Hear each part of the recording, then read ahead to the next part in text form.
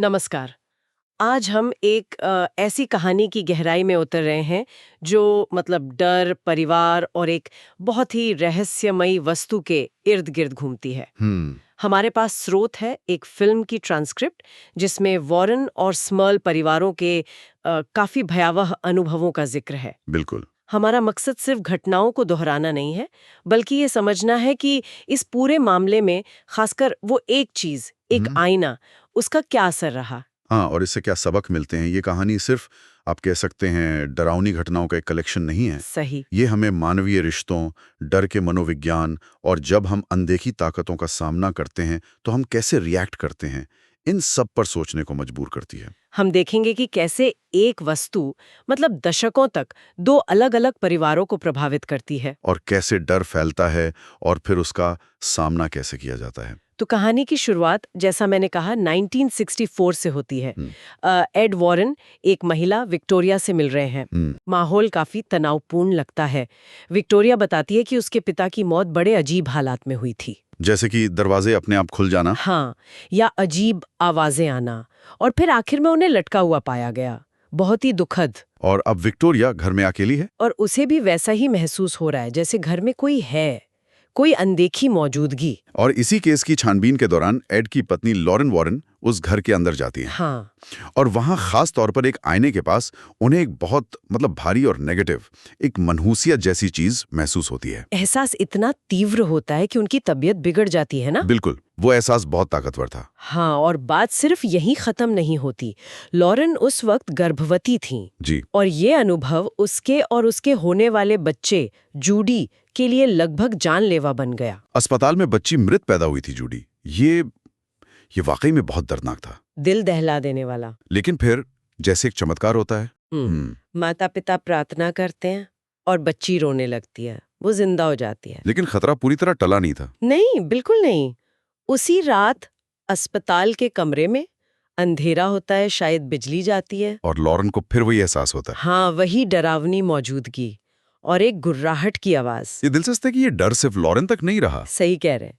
ये कहीं ना कहीं उस नवजात बच्ची से भी जुड़ गया। उस दिन के बाद वॉरेन परिवार ने उस आईने को फिर कभी नहीं देखा, मतलब कई सालों तक। फिर समय बीतता है, जूडी बड़ी होती है, पर वो भी परेशान है। वो भयानक चीजें देखती है, ऐसा वो कहती है। और यहाँ एक बहुत ही दिलचस्प बात सामने आती है। उसकी माँ लॉरेन उसे एक तरीका सिखाती है। हाँ, वो कविता वाला तरीका। बिल्कुल। लूसी लॉकेट नाम की एक कविता गाकर उन डरावने दृश्यों को अनदेखा करना, जैसे कि उन्हें बंद कर देना। ये एक तरह का कोपिंग मैकेनिज्म है, मतलब बच्चे को उन डरावने अनुभवों से बचाने का एक तरीका। हाँ। लेकिन यहाँ सवाल ये उठता है कि क्या डर को अनदेखा करना, क्या ये सच में काम करता है या ये उसे और गहरा कर देता है? मतलब क्या नजरअंदाज करने से वो चीजें चली जाती हैं? या बस इंतजार करती हैं? ये तकनीक जूडी को शायद कुछ देर के लिए राहत देती होगी, पर क्या ये उसे असलियत का सामना करने के लिए तैयार कर रही थी? शायद नहीं।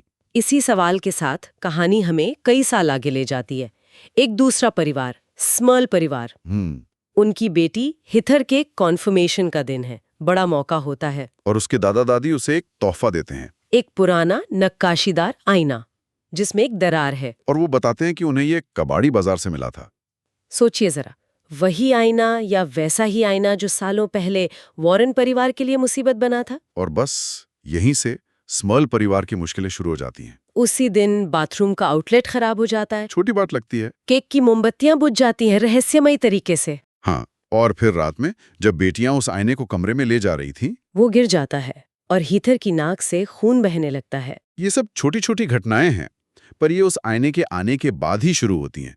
वो आईना अब स्मर्ल परिवार के घर में है। इसके बाद चीजें और बिगड़ती हैं। छोटी बेटी है शैनन। हाँ, वो कहती है उसने एक बूढ़ी औरत देखी जिसने उसकी गुड़ियां चुरा ली। पर घर वाले ज्यादा ध्यान नहीं देते, बच्चों की बात समझकर टाल देते हैं। लेकिन फिर एक सुबह जो होता है वो भयानक है।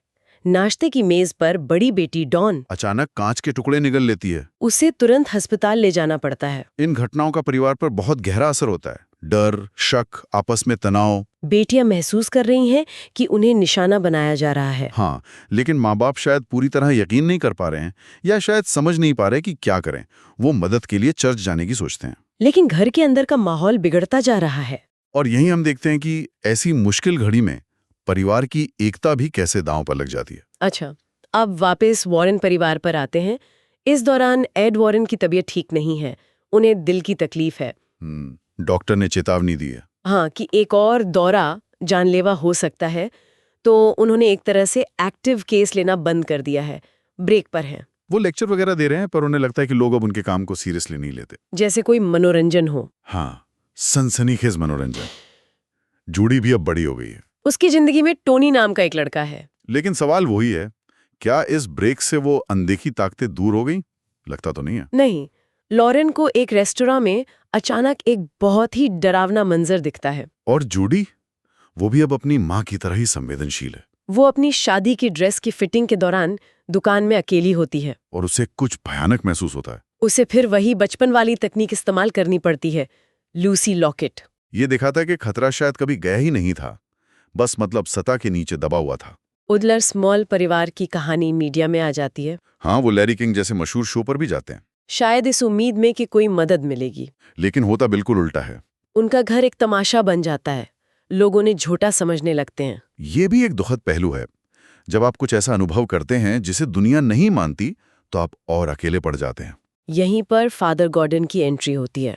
वो वारन परिवार को जानते थे। हाँ, और स्मॉल परिवार की कहानी टीवी पर देखकर वो उनकी मदद करने का फैसला करते हैं। वो अकेले ही स्मॉल के घर जाते हैं, घर को पवित्र जल से शुद्ध करने की कोशिश करते हैं। लेकिन उन्हें बहुत जबरदस्त प्रतिरोध महसूस होता है। अजीब फुसफुसाहटें, हवा में सरसराहट, एक भारीपन। वो समझ जाते हैं कि ये मामला उनकी अकेले कोशिशों से कहीं ज्यादा बड़ा और खतरनाक है। उन्हें चर्च से आधिकारिक मदद की जरूरत पड़ेगी। फादर गॉर्डन मदद के लिए बिशप मैकेना के पास जाते हैं, लेकिन इससे पहले कि वो उनसे मिल पाते, बिशप के दफ्तर में ही इंतजार करते हुए उन पर एक अनदेखी ताकत हमला करती है, बेरहमी से, और उनकी मौत हो जाती है। ये एक बहुत ही चौंकाने वाला मोड़ है कहानी में। फादर गॉर्डन की मौत की खबर वॉरेन परिवार के लिए एक बड़ा सदमा है, खासकर जूडी के लिए। हाँ, वो फादर को अच्छी तरह जानती थी। उसे फौरन शक होता है कि उनकी मौत का कनेक्शन स्मॉल केस से है, और वो बिना अपने माँ बाप को बताए खुद ही पेंसिल्वेनिया के लिए निकल पड़ती है। ये जूडी का एक बड़ा कदम था।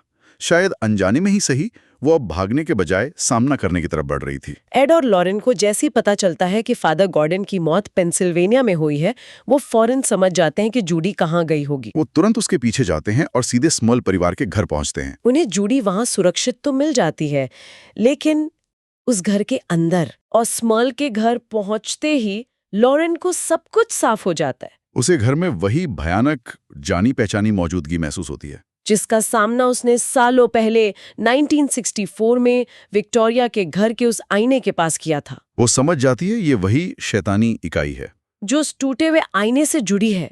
और उसका असली निशाना हमेशा से जूडी ही रही है, शायद उसके जन्म के वक्त से ही। अब वॉरेन परिवार के सामने एक बड़ी दुविधा है।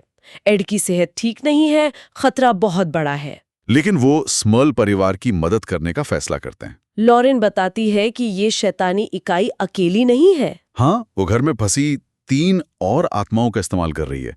एक बेवफा पत्नी, उसका पागल पति और उसकी माँ। मुखौटे की तरह उन्हें कंट्रोल कर रही है। कितना जटिल जाल बुना है उस इकाई ने। ये जानना कि असली निशाना जूडी है, ये सब कुछ बदल देता है। बिल्कुल। अब मकसद सिर्फ स्मॉल परिवार को बचाना नहीं है, बल्कि जूडी को उस शैतानी इकाई से बचाना है जिसने सालों से उसका पीछा किया है। फैसला होता है कि उस श्रापित आईने को घर से निकालना ही होगा। एड का इरादा है कि उसे अपने घर के आर्टिफैक्ट रूम में ले जाकर बंद कर दे। हाँ, वो कमरा जहां वॉरेन कथित तौर पर ऐसी चीजें रखते थे जिनमें कोई नेगेटिव शक्ति होने का शक हो, ताकि वो और नुकसान ना पहुंचा सकें। लेकिन आईने को एटिक से नीचे लाना ये आसान नहीं होता। जाहिर है, इकाई अपनी पूरी ताकत लगा देती है रोकने के लिए। जैक स्मर्ल्स, परिवार के पिता, मदद करते हुए घायल हो जाते हैं। घर अचानक बाहरी दुनिया से कट जाता है, दरवाजे, खिड़कियां सब बंद। और फिर वो होता है जिसका डर था। इकाई सीधे जूडी पर हमला करती है। उसका गला घोंटकर उसे काबू करने की कोशिश करती है। स्थिति बहुत ज्यादा गंभीर हो जाती है। हाँ, लॉरेन नीचे उस इकाई और बाकी आत्माओं से लड़ रही है, जबकि एड और टोनी ऊपर जूडी को बचाने में लगे हैं। और इसी चरम संकट के पल में जूडी वो करती है जो उसने पहले कभी नहीं किया था। वो अपनी माँ की सिखाई पुरानी सलाह, इसे बंद कर दो, उसको नजरअंदाज करती है। वो अपनी शक्तियों का, अपनी संवेदनशीलता का सामना करने का फैसला करती है। वो उस शैतानी इकाई को अनदेखा करने के बजाय सीधे उसकी आंखों में देखती है। ये एक निर्णायक क्षण है। माँ और बेटी एक नीचे और एक ऊपर मिलकर उस शैतानी ताकत का सामना कर रही हैं। और जूडी के इरादे, उसके शब्दों में तुम यहाँ नहीं हो, इतनी ताकत होती है कि इकाई कमजोर पड़ने लगती है, पीछे हटने लगती है। खतरा टल जाता है। आईने को आखिरकार वॉरेन के घर ले जाकर उनके आर्टिफैक्ट रूम में बंद कर दिया जाता है। कहानी का अंत हमें कुछ समय आगे ले जाता है। जूडी और टोनी की शादी हो रही है। परिवार में शांति लौट आई है, एक तरह से सामान्य जीवन की वापसी हुई है। हाँ, लेकिन वॉरेन के घर के उस्ते खाने में बंद वो आईना, वो एक खामोश याद दिलाता रहता है कि कुछ ताकतें ऐसी हैं जिन्हें शायद पूरी तरह नष्ट नहीं किया जा सकता, सिर्फ काबू में रखा जा सकता है। तो इस पूरी कहानी से हमने क्या समझा, मतलब सार क्या है? हमने देखा कि कैसे एक चीज, सिर्फ एक आईना, दो परिवारों की जिंदगी में दशकों तक उथल-पुथल मचा सकता है। कैसे डर एक पीढ़ी से दूसरी पीढ़ी तक असर डाल सकता है, और कैसे अतीत की घटनाएं, अधूरे मामले लौटकर वर्तमान को परेशान कर सकते हैं। बिल्कुल। और शायद सबसे महत्वपूर्ण बात यह है कि हम डर का सामना कैसे करते हैं। हाँ, क्या हम उसे अनदेखा करने की कोशिश करते हैं, जैसा जूडी को बचपन में सिखाया गया था, या फिर अंत में उसी की तरह उसका सामना करने की हिम्मत दिखाते हैं। जूडी का अपनी शक्तियों को, अपनी संवेदनशीलता को, मतलब बंद करने के बजाय स्वीकार करना और इस्तेमाल करना। हाँ, ये कहानी का सबसे बड़ा सबक हो सकता है। शायद इसी वजह से अंत बदला। और श्रोताओं के लिए एक सवाल छोड़ जाते हैं अंत में, क्या वाकई बेजान चीजों में इतनी ताकत हो सकती है कि वो इंसानी जिंदगी को इस हद तक प्रभावित कर सकें? या फिर ये हमारे अपने अंदरूनी डर, हमारे यकीन और शायद हमारी सामूहिक सोच का ही एक अक्स है, जिसे हम इन चीजों पे डाल देते हैं? इस पर सोचिएगा जरूर।